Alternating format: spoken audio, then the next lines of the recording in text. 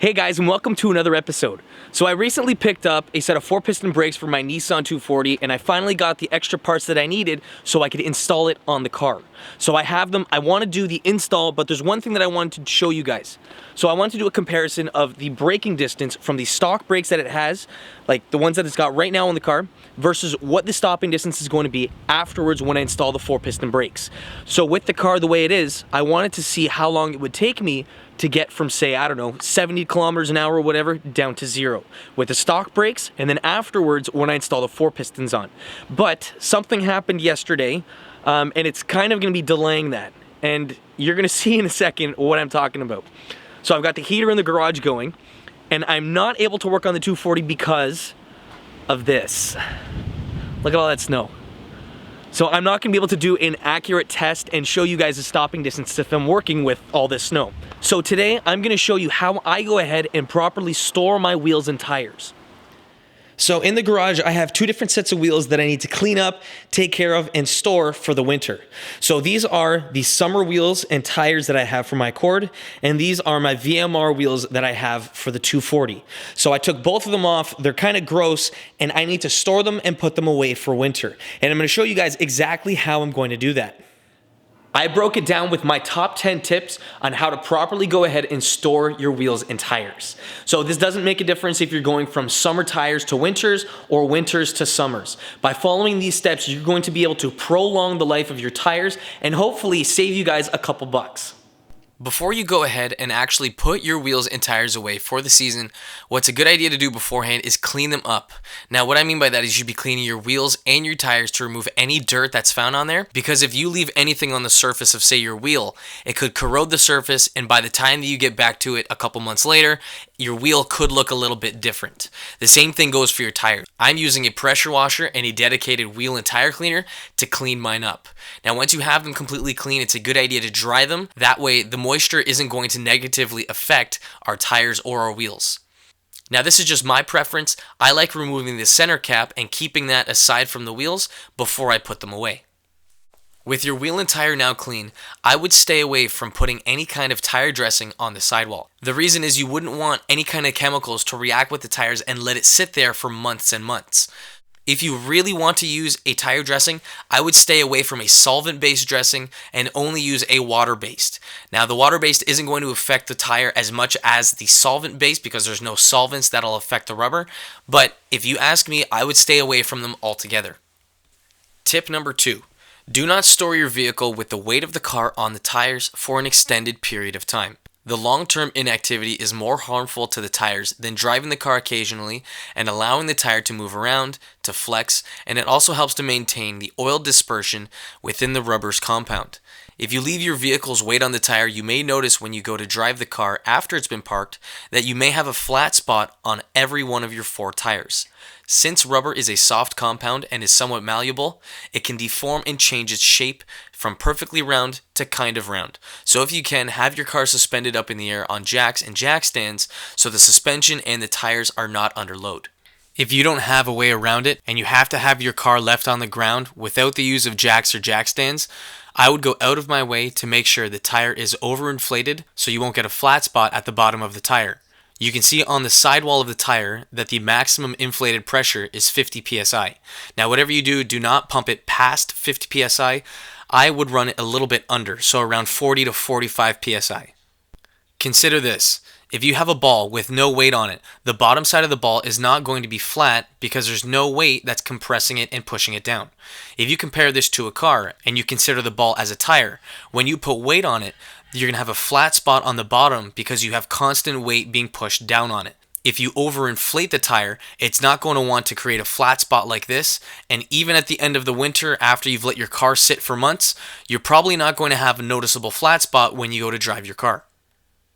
Number 3, keep the tires away from direct sunlight if possible. If you're storing your vehicle with a set of wheels and tires on it, pick up a set of tire covers, just like the covers that RV owners use, to prevent the tire from getting damaged due to the sun's UV rays.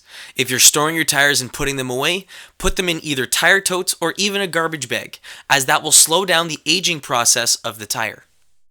Do not expose your tires to harsh temperatures. So don't let them sit outside where the sun will either cook them and make the oils in the rubber evaporate, and also don't expose them to freezing temperatures where the tires will become brittle and they will no longer behave like a rubber. Both circumstances are not conducive to a long tire life. So if you can avoid keeping it from really hot and really cold temperatures, you're going to be doing yourself good. I will store my tires in my garage, but I know that it stays above 0 degrees in the garage. So at that point, I know that I'm good. If I have any really soft tires, if it gets to be too cold, I'll bring all of them inside. Number 5. So if you're storing your tires with wheels mounted to them, you have more storing options than if you were to just store the tires bare. You can either hang the wheels from the ceiling, which is a good way to save some floor space, or you can stack them on their side. I like stacking them as you don't need to purchase anything to get them stored. If you decide to go that route, don't stack them too high for safety reasons, because if it gets to be too tall, the chances of it all toppling over get a lot higher. They can become very unstable the higher you stack them, and if they fall, you could potentially damage the wheels and the tires, which is kind of going backwards to what we're trying to do. If you're worried about the wheels, you can install some interlocking foam mats in between each wheel and tire setup so that the weight of them is dispersed evenly, and you're going to have something in between the wheels and tires to separate them should something move or whatever. Tip number 6. If you're storing your tires without wheels mounted on them, there's only one safe way to do that. That is storing them standing up with the tread facing down. By storing them this way, you will not be warping the sidewall and the steel bead that holds the tire onto the wheel. Storing them this way takes up a little bit more space than stacking them, but it saves you from imbalanced tires when you'd like to go get them mounted. Number 7. Give your tires a break. If your tires are fully inflated and ready to be driven on, they're under constant stress. If the tires are not being used, they don't need to be inflated to that high of a PSI. I like running about a third of the tire pressure inside each of my tires when I'm not using them so that the tires get a break. You don't have to completely deflate the tire, but as long as the tire keeps its shape, you're okay. Think of it like this. If your tires are always inflated to the full PSI, they're going to be fully stressed and they're going to be inflated like this. Super stiff. This is the way you want it. But when you're not using your tires, you can deflate it so that the tire is relaxed and it's not under full pressure. Now, you don't need to deflate it completely where it's at 0 PSI, but I like keeping it around a third of what the regular PSI of the tire is. So for instance, my cord recommends 30 PSI for both front and rear tires. Now, if I'm storing them, I'll be leaving them around 10 to 15, give or take. I'm not gonna be dropping it so low that the bead itself might come off, but at the same time, you want to just have it so that the rubber is going to be relaxed so you're not stressing it. There's no need for it to be fully inflated during the winter time, but doing this procedure takes 2 seconds and you're going to have a tire that's going to last you a lot longer. If you have a vehicle that has Whitewall tires, the way that you store these is going to be a little bit different. So instead of stacking them one face to the back, what you're going to do is you're going to have the Whitewall facing each side. So if this is a Whitewall, and this is a Whitewall, you're gonna have both of these together, like this. Because if you leave the regular rubber touching against the Whitewall die, what could happen is that the black rubber will stain the Whitewall. And when you go to mount these on the car and you wanna clean up your tires and make them look perfect again, that Whitewall is not going to be white. It's gonna be kind of brownish because the black stain from the rubber has transferred onto here. So if you have wheels with your Whitewalls attached to them, you're gonna stack these bottom to up, so the Whitewalls are touching. You're gonna keep white to white, black to black. But if you only have the tires and you do not have wheels mounted to them, you're going to have the same thing with your white to white and black to black, but you're not gonna stack them up, you're gonna stack them laterally, kind of like what I have right here. A tire killer that's known to deteriorate the rubber in your tires and cause them to break down is called trioxygen, or more commonly known as ozone.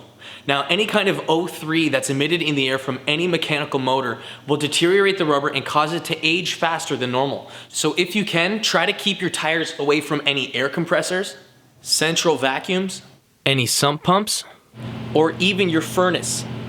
So if you can keep your tires away from any electrical motor, they will thank you later when you have to go mount them again on your car. Because at that point, you're not going to be buying new tires because they've cracked and deteriorated, and you're going to be prolonging the life of them. Also, you'll be keeping your wallet full at the same time. Number 10. After you've stored your tires and it's time to mount them back on your car, since they've been sitting for a while, it's a good idea to inspect the tread, inflate the tires back up to their proper PSI, and to find that number, it's found on your door placard on the driver's side of the car. And you're also going to want to take note of any cracking that's found on the sidewall or even between the grooves of the tire. Just because the tire was good when you put it away doesn't mean that it's still going to be in good condition when you go to mount it back on your car.